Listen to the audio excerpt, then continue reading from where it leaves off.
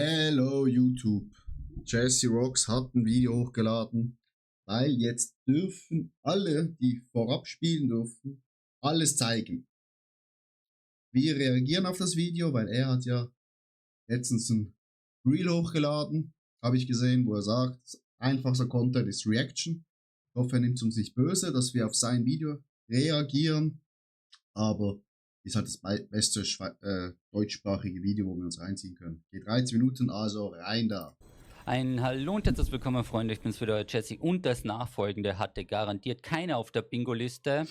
Wir haben Diablo 4 Lord of Hatred, die Preview-Press-Version gespielt und haben hier einen ungeschönigten Preview-Bild für euch bereitgestellt. Das Team hat reingespielt. Wir haben uns jede Ecke, Kante und alles zu diesem Game angeschaut, was ja am 28.04. released wird. Zweites Add-on zu Diablo 4. Also man darf gespannt sein. Wir haben so einige Schmankerl mitgebracht und das war noch nicht alles. Wir haben jetzt jeden weiteren Tag exklusive Videos, die ihr garantiert noch nirgendwo anders gesehen habt. Also Kanal folgen, Kanal abonnieren, damit hier nichts verloren geht. Genau, macht das alle. Alle bei Jesse Ryan folgen, auch auf Twitch, ist immer online.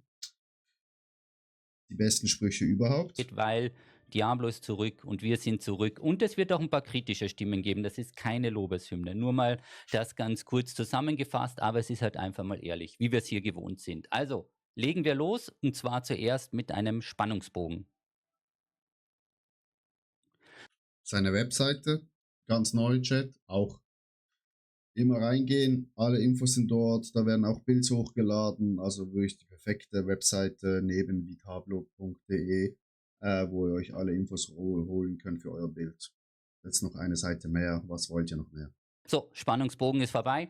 Das Review, ihr seht es im Hintergrund, geschrieben von Tarek Sailek, die geben hier richtig Gas. Wir haben übrigens eine eigene jesserocks.tv Homepage released. Link ist unterhalb, die speichert ihr euch gleich ab. Da kommt der gesammelte Diablo-Content und so weiter. Das ist alle Links natürlich auch unten verlinkt, ne? Von ihm, Twitch, YouTube und die Webseite. Da könnt ihr alles reingehen und schauen und ein Follow da lassen und ein bisschen Liebe da lassen. Eine Homepage, wo keine Werbung und so weiter. Wir haben da ein neues Konzept, da fliegt keine Werbung durch. Also genießt das Ganze. Nice. Es ist auch sehr Keine gut Werbung. Mobile erreichbar. Das heißt, dass ihr könnt das Ganze auch wunderbar am Handy schauen. Zum Spiel jetzt aber selbst. Die Ausgangslage, wie es beschrieben ist, es gibt auch Story. Wir haben keine Story-Spoiler. Das Team, wo sie mir das erzählt haben von der Story, als wenn ich die Story spiele, die haben geweint. Ja.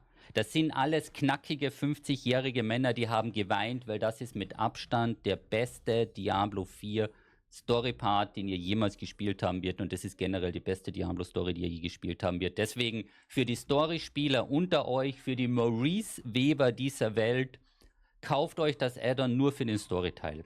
Ja, weil das finanziert alles. Für alle anderen, die da drüber skippen, so wie ich oder so, jump in. Yes. Hier das Echoing Hatred, sprich Endgame. Ja, ich ziehe das jetzt ein bisschen vor, dafür hasst mich mein Team auch immer, aber wir stellen uns ja die Frage, wie wird denn das Endgame?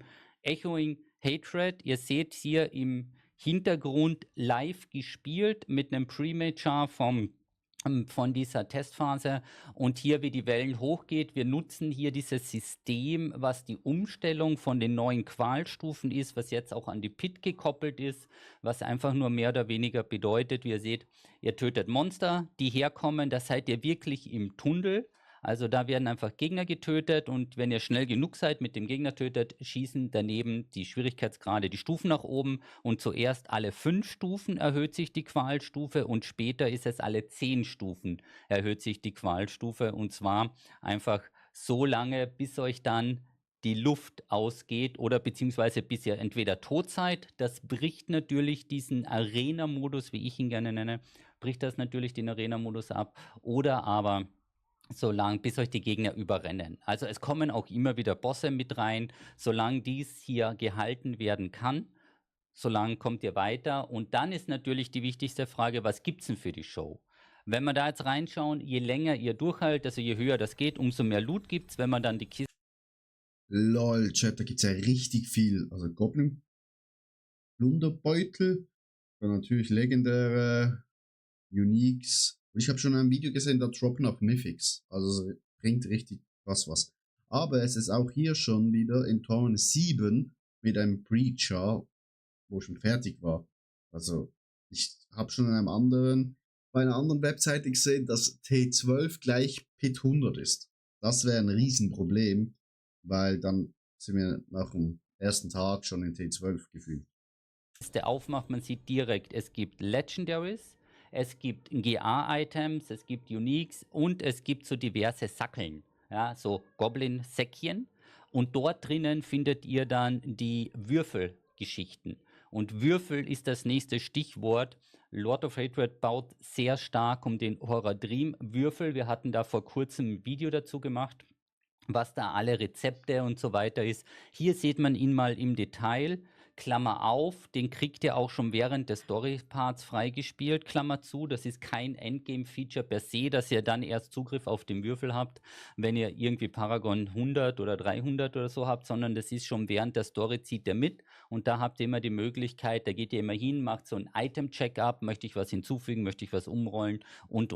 Also der Würfel, das wird so ein Dauerbrenner werden, der halt neben euch steht, beziehungsweise den ihr immer wieder mal mit an den Bunk bringt. Wenn man jetzt hier mal von diesen Echoing den Weg rüber macht, ich Runen kann man auch machen, nice. hab's Tarit und dem Team versprochen, reden wir mal kurz über die Kampagne. Also, Story, Opening Cinematics, alles awesome. Die haben es auch nochmal schön in diesem Review beschrieben. Im Endeffekt spielt sich das natürlich, wie es zu erwarten ist, auf den neuen Content. Geht's gut dahin. Die ersten paar Minuten, man hat so die ersten 12 Minuten Gameplay ja auch schon bei IGN gesehen. Das ist ein bisschen lame, aber dann nimmt das Ganze Fahrt auf. Es wurde aus den Storyfehlern von Blizzard in der Vergangenheit gelernt. Also Storyfehler, ne, da kam dann Nirel, nicht jeder mag Nirel und so weiter. Wir wollen eine klar definierte Diablo-Story. Ja, das heißt, wer bist du? Dich kenne ich, wen töten wir? Also deshalb auch von der Kampagne und von dem Story, da wird wieder ein bisschen sich auf die alten Diablo-Werte bezogen. Da wird Sehr wieder ein gut. bisschen auf die alten Diablo-Werte geschaut. Es gibt auch für die Leute, die das IGN-Video geguckt haben, da ist was ausgepixelt worden. Das ist der größte Story-Spoiler seit Stranger Things. Okay, also nur damit ihr es wisst, also das ist ein Was, Chat? absoluter Wahnsinn, das werdet ihr später noch sehen. Das verraten wir aber hier nicht, weil darum geht es ja nicht, sondern ihr wollt ja hier auch ein bisschen das Review sehen. Die neue Klasse, der Warlock. Schon viel Gameplay wurde gezeigt. Es wurde hier auch mit dem Warlock gelevelt. Im Hintergrund seht ihr ungeschnittene Wahrheit, ungeschnittenes Gameplay. Die Klasse funktioniert so, wie es zu erwarten ist. Und es ist wohl eine der spannendsten Diablo-Klassen, die es bis jetzt gab. Allein von den Skillbaum und wie man halt interagiert und was man so spielen kann. Das Ganze ist natürlich wieder ein bisschen... Seht ihr, Chat? Er hat hier die Minimap offen. Ganz leicht braun. Die nach im Video, glaube ich, auch noch grün. Das ist auch neu. Das ist auch richtig nice. Anstatt immer hier oben nur die Minimap zu haben, kann man sie jetzt auch auf dem Bildschirm haben. Zum Beispiel bei PoE 2 auch schon, bei anderen Games natürlich auch. Aber haben sie es auch eingeführt. Stärker, das heißt, der dreht auch dementsprechend beim Spielen oder beim Leveln schon ganz gut auf, verhältnismäßig so, wie man es vielleicht aus Diablo 2 Resurrected kannte. Für die, die das dort gespielt haben, aber es ist ein runder Punkt. Ja.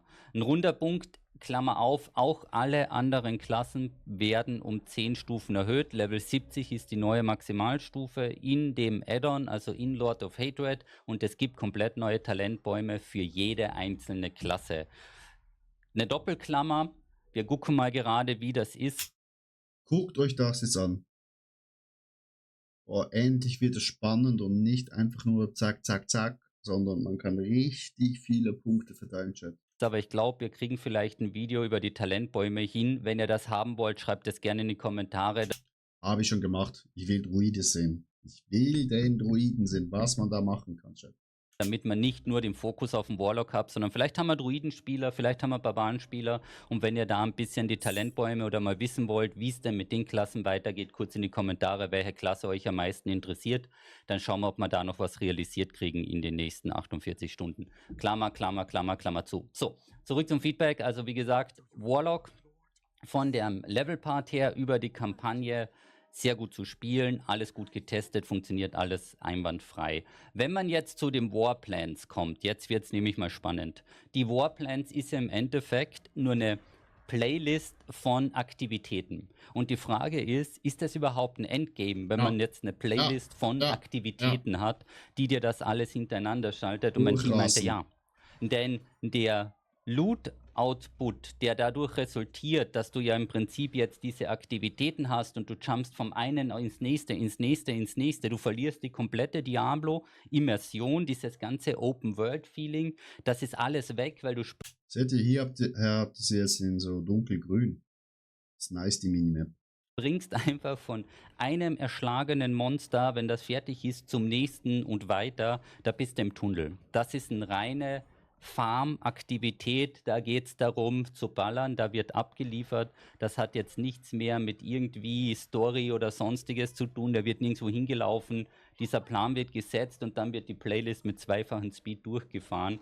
Und am Ende hast du jede Menge Loot und du hast natürlich auch noch diverse andere Ressourcen. Da gehen wir aber noch gar nicht so genau drauf ein, was man dann noch machen könnte. Auch auf diese separaten Bäume, die dürfen wir jetzt hier in diesem Preview noch nicht genau im Detail besprechen.